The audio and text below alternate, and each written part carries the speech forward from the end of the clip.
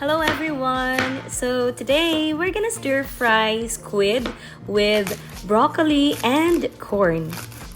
So for this dish, we will be needing garlic, onions, spring onions, bell pepper, corn, and broccoli.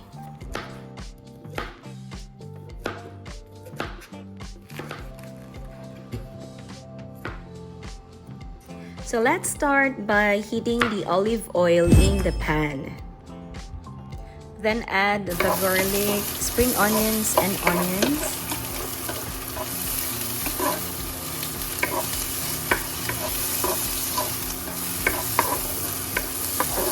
Then let's add the squid.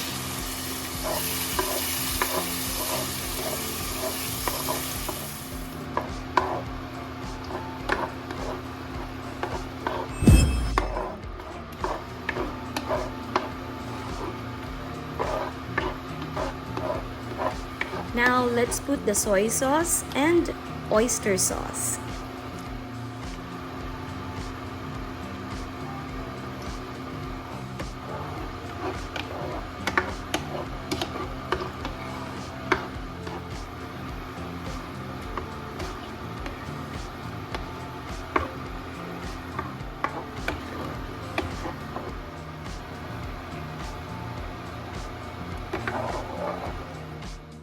Then finally, let's add the corn and broccoli.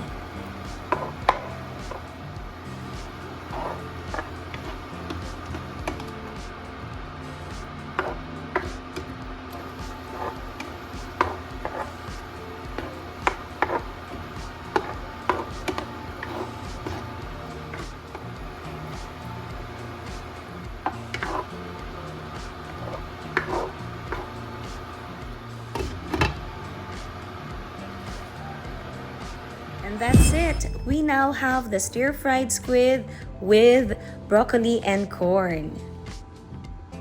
Happy eating!